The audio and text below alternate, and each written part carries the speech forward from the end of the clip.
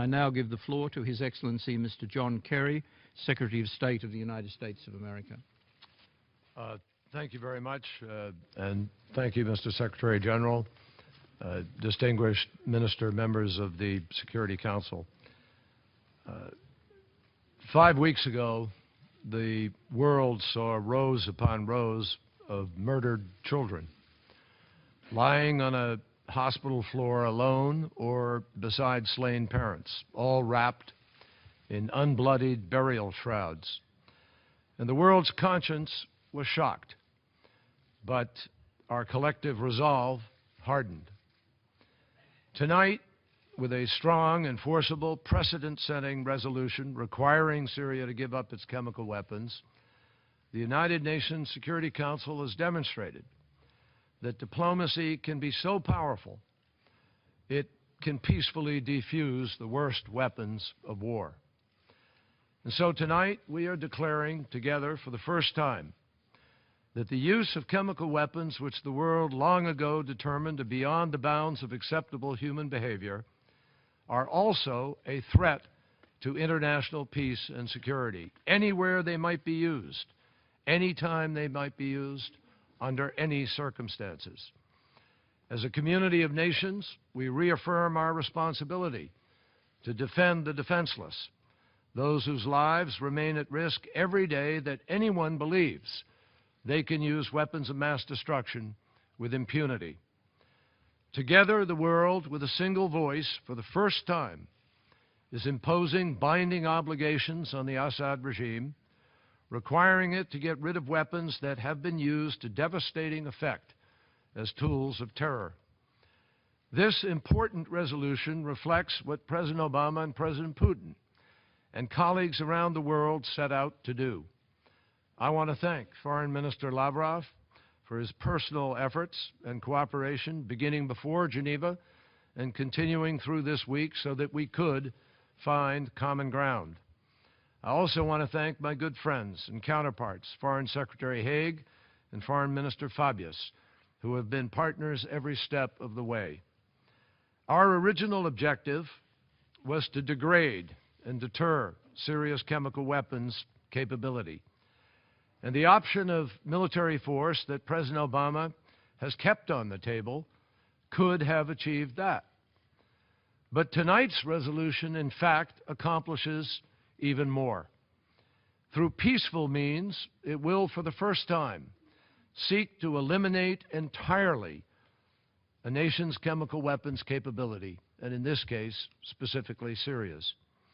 On-site inspections of the places that these weapons are stored will begin by November, and under the terms of this agreement, those weapons will be removed and destroyed by the middle of next year.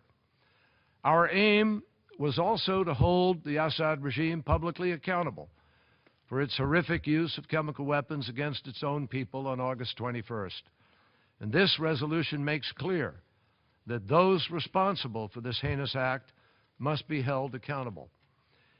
In this resolution, the Council has importantly endorsed the Geneva Communique, which calls for a transfer of power to a transitional governing body, paving the way for democratic elections and a government that can be chosen by the people of Syria to represent the people of Syria. We sought a legally binding resolution, and that is what the Security Council has adopted. For the first time since Syria's civil war began, the Security Council is spelling out in detail what Syria must do to comply with its legal obligations. Syria cannot select or reject the inspectors. Syria must give those inspectors unfettered access to any and all sites and to any and all people. We also wanted a resolution that would be enforced, and again, that is what the Security Council has adopted. We are here because actions have consequences, and now, should the regime fail to act, there will be consequences. Progress will be reported back to the Security Council frequently, and in the event of noncompliance, the Council will impose measures under Chapter 7 of the UN Charter. Just 2 weeks ago, when the Syrian regime would not even acknowledge the vast supply of chemical weapons and say that they existed, this outcome, frankly, would have been utterly unimaginable. But thanks to the cooperation within the P5 of the United Nations, and thanks to our friends and partners around the world, many of whom are here in this room, the Security Council has shown that when we put aside politics for the common good, we are still capable of doing big things. Provided this resolution is fully implemented, we will have eliminated one of the largest chemical weapons programs on Earth from one of the most volatile places on Earth. The Assad regime carries the burden of meeting the terms of this agreement.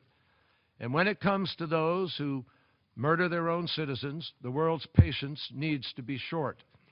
But make no mistake, the rest of the world still carries the burden of doing what we must do to end mass killing by other means.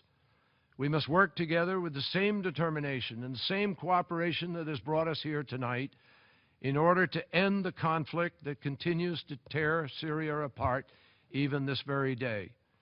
We must continue to provide desperately needed humanitarian aid, and neither Assad nor anyone else should stand between that aid and the people who need it. Only when we do these things will we have fulfilled our responsibility to the Syrian people and to ourselves. Only then will we have advanced our own interests and our own security and that of our allies in the region. Only then will we have shown that the UN Security Council is meeting its responsibility to enforce international peace and security. So we are here united tonight in support of our belief that international institutions do matter, that international norms matter. We say with one voice that atrocities carried out with the world's most heinous weapons will not be tolerated. And when institutions like the Security Council stand up to defend the principles and values that we all share, when we put violent regimes on notice that the world will unite against them, it will lead not only to a safer Syria, but it will lead to a safer world. Thank you. I thank His Excellency Mr. Kerry for his statement. And